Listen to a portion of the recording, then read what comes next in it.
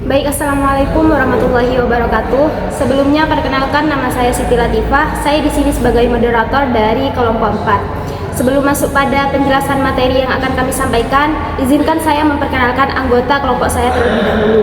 Yang mana saya sendiri yaitu Siti Latifah, kemudian ada Isa Quratul Uyun, ada juga Anisatul Khairiyah, kemudian Maulidatul Hasanah, Muhammad Sahibullah, Afif Abdullah Afifi, dan yang terakhir ada Irfan Firmansyah. Baik, langsung saja masuk pada pembahasan materi kita, yaitu tentang kegagalan perusahaan dan reorganisasi.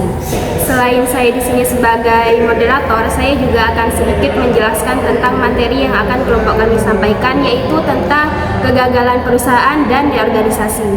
Masuk pada pembahasan yang pertama, yaitu definisi kegagalan perusahaan.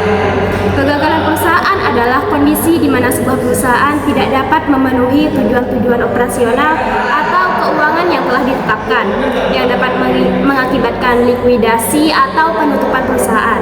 Kemudian kegagalan ini juga bisa disebabkan oleh beberapa faktor, termasuk ketidakmampuan untuk bersaing di pasar, kurangnya modal, manajemen yang buruk, atau perubahan mendadak dalam lingkungan bisnis.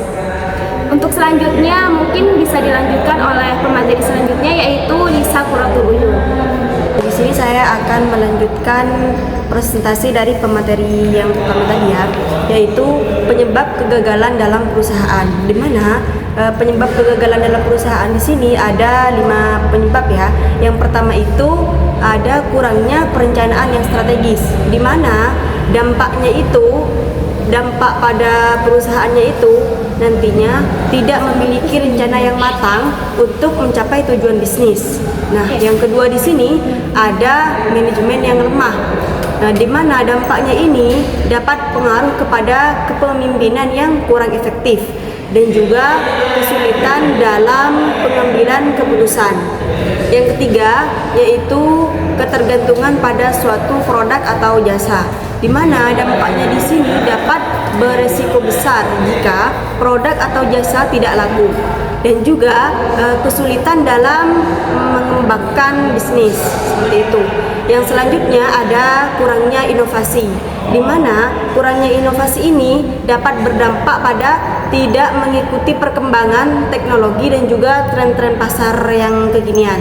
Yang selanjutnya, yang terakhir ini ada perubahan pasar yang cepat, di mana dampaknya itu dapat berakibat pada kesulitan beradaptasi dengan perubahan lingkungan dan juga kehilangan pelanggan tetap yang menjadi prioritas pasar sehari-hari. Di slide selanjutnya saya akan menjelaskan sedikit tentang tanda-tanda kegagalan perusahaan, di mana tanda-tanda pada kegagalan perusahaan itu tidak jauh beda dengan di atas, tapi di sini sedikit lebih banyak ya rinciannya. Yang pertama itu ada penurunan pendapatan. Yang kedua ada meningkatnya hutang, dan juga yang ketiga ada kurangnya motivasi untuk karyawan. Dan juga yang selanjutnya ada kehilangan pelanggan, dan yang terakhir ada keterlambatan dalam inovasi. Yang mungkin hanya itu yang saya dapat sampaikan. Saya kembalikan kepada moderator. Baik, untuk pemateri selanjutnya atas nama Anisatul Khairiyah bisa menyampaikan materi selanjutnya.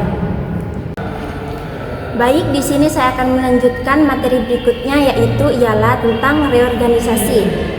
Reorganisasi adalah proses perubahan struktur organisasi atau operasional dalam sebuah perusahaan atau organisasi yang bertujuan untuk meningkatkan efisiensi, efektivitas, atau daya saing. Dan berikutnya ada tujuan, yaitu tujuan dari reorganisasi ini ialah meningkatkan efisiensi, mengurangi biaya, meningkatkan kinerja. Berikutnya langkah-langkah reorganisasi, yaitu ada 6. Yang pertama, analisis situasi saat ini. Yang kedua, identifikasi masalah dan peluang. Yang ketiga, perencanaan strategis. Yang keempat, pengembangan struktur organisasi baru. Yang kelima, implementasi perubahan. Dan yang terakhir, evaluasi dan pemantauan. Baik, hanya itu yang dapat saya sampaikan. Selebihnya saya kembalikan kepada moderator. Untuk selanjutnya bisa dilanjutkan oleh pemateri keempat, yaitu Maulidatul Hasanah dengan materi strategi reorganisasi. Berikut adalah penjelasan mendalam tentang 5 strategi reorganisasi. Yang pertama, pengurangan biaya. Pengurangan biaya operasional perusahaan untuk meningkatkan efisien dan menghemat sumber daya. Yang kedua, peningkatan efisiensi, meningkatkan kemampuan perusahaan untuk menghasilkan output maksimal dengan sumber daya minimal. Yang ketiga, diversifikasi produk atau jasa, pengembangan produk atau jasa baru untuk meningkatkan pendapatan dan mengurangi ketergantungan pada produk atau jasa yang sudah ada. Yang keempat, pengembangan karyawan, meningkatkan kemampuan dan keterampilan karyawan untuk meningkatkan kerja perusahaan. Yang kelima, perbaikan proses operasional, meningkatkan efisien dan efektivitas proses operasional perusahaan. Baik, saya akan kembalikan ke moderator. Baik, untuk selanjutnya yaitu studi kasus tentang kegagalan perusahaan dan reorganisasi yang akan disampaikan oleh pemateri selanjutnya yaitu Mohnur Sohibullah. Berikut saya akan memberikan contoh studi kasus tentang kegagalan dan reorganisasi dari PT Telekomunikasi Indonesia. Pada tahun 2000-an, PT Telekomunikasi Indonesia mengalami masalah penurunan pendapatan dan kehilangan pasar. Strategi reorganisasi yaitu mengembangkan layanan telekomunikasi digital, menghentikan layanan analog, dan juga mengurangi biaya operasional. Untuk hasil pendapatannya meningkat 20% pada tahun 2015. Kunci kesuksesan reorganisasi ada 5. Yang pertama, perencanaan strategis yang efektif. Yang kedua, ada pengambilan keputusan yang cepat dan tepat. Yang ketiga, ada komunikasi yang baik dengan karyawan dan pemangku kepentingan. Yang keempat, ada pengembangan kemampuan karyawan. Dan yang kelima, ada fleksibilitas dalam menghadapi perubahan pasar.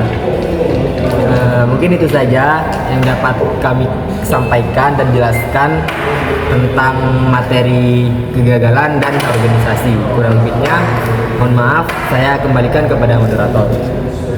Sebelum saya tutup, saya akan menyampaikan sedikit kesimpulan dari pembahasan kelompok kami tadi, yaitu tentang kegagalan perusahaan dan organisasi. Kesimpulannya itu, yang pertama itu kegagalan perusahaan dapat dihindari dari perencanaan yang strategis. Kemudian yang kedua itu, reorganisasi dapat membantu perusahaan itu bangkit kembali. Kemudian yang ketiga itu, pentingnya evaluasi dan pemantauan. Mungkin hanya itu kesimpulan dari pembahasan kami tadi. Apabila ada pertanyaan atau ada kritikan ke kelompok kami, bisa disampaikan di kolom komentar. Kalau lebihnya, mohon maaf, saya selaku moderator pamit undur diri. Wassalamualaikum warahmatullahi wabarakatuh.